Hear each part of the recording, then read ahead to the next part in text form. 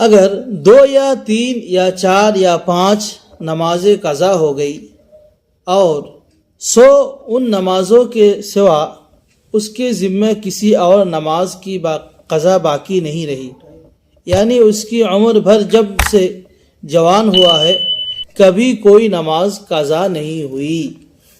যদি বা কারোর দুটো নামাজ বা চারটে নামাজ বা পাঁচটা নামাজ কাজা হয়ে গেছে এবং ওই নামাজ কাজা ছাড়া অন্য কোনো ওর আর কাজা নেই, যখন থেকে ও জওয়ান হয়েছে বা যখন থেকে ও সাবালক হয়েছে তখন থেকে ওর কোনো নামাজ কাজা বাকি নেই, শুধু ওই 2 ওয়াক্ত বা 3 ওয়াক্ত বা 5 ওয়াক্ত পর্যন্ত নামাজ কাজা হয়েছে।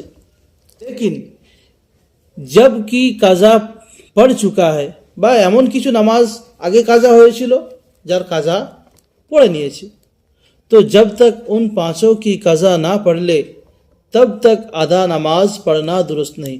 যতক্ষণ পর্যন্ত ওই 5 ওয়াক্ত যেটা কাজা হয়েছে ওই কাজা নামাজগুলো না পড়ে নেবে ততক্ষণ পর্যন্ত ওয়াক্তে নামাজ পড়তে পারবে না।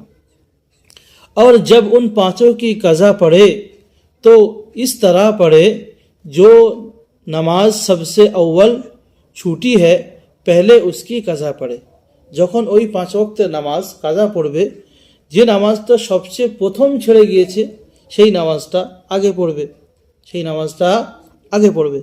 फिर उसके बाद वाली তারপরে যে নামাজটা ছেড়েছে তারপরে সেই নামাজটা পড়বে, फिर उसके बाद वाली তারপরে সেই নামাজটা পড়বে। इसी तरतीब से पांचों की कज़ा पढ़े। এই রকম পরস্পর 5টা নামাজ পড়বে। जैसे कि किसी ने पूरे एक दिन की नमाज नहीं पढ़ी, যদি বা কেউ সারা দিন নামাজই পড়েনি মানে 5 ওয়াক্ত পুরো নামাজ পড়েনি, তো সে কেমন পড়বে? ফজর, জোহর, আসর, মাগরিব, ইশা 5 ওয়াক্তের নামাজ মোটে পড়েনি। इसी तरतीब से কাজা পড়ে, এইরকম সাজিয়ে কাজা পড়বে। প্রথমে ফজরের নামাজ, তারপরে জোহরের नामाज, তারপরে আসরের नामाज, তারপরে मगरिबेर नमाज, তারপরে इशा नमाज। और अगर पहले फजर की कज़ा नहीं पढ़ी बल्कि जोहर की पढ़ी या असर की या और कोई तो दुरुस्त नहीं। যদি বা এই 5 ওয়াক্তের নামাজ শুধু বাকি রয়েছে কিন্তু প্রথমে ফজর তারপরে জোহর এমন যদি না পড়ে, ফজর বাদ দিয়ে জোহরটা প্রথম পড়লো বা ফজর বাদ দিয়ে আসরটা প্রথম পড়লো, এমনভাবে নামাজ পড়লে কাজা আদায় হবে না, फिर से पढ़ना पड़ेगी, फिर দ্বিতীয়বার পড়তে হবে, কারণ তরতিব যেরকম ছেড়েছে ওই রকম তরতিবে নামাজ পুরো করতে হবে। अगर किसी की 6 नमाजें कज़ा हो गई तो अब उनकी कज़ा पढ़े बगैर भी आधा नमाज पढ़ना जायज़ है। যদি বা কারোর 6 ওয়াক্তের নামাজ ছেড়ে যায়, 5 ওয়াক্ত ছাড়া যদি 6 ওয়াক্তের নামাজ ছেড়ে যায় তোর ওপর আর তরতিব বাকি থাকবে না, ও যেমনভাবে চায় পড়তে পারে।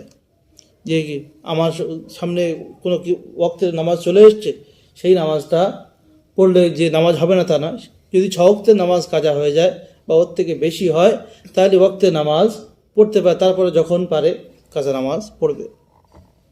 और जब उन 6 नमाजों की कज़ा पढ़े तो जो नमाज सबसे अव्वल कज़ा हुई है तो पहले उसी की कज़ा पढ़ना वाजिब नहीं है।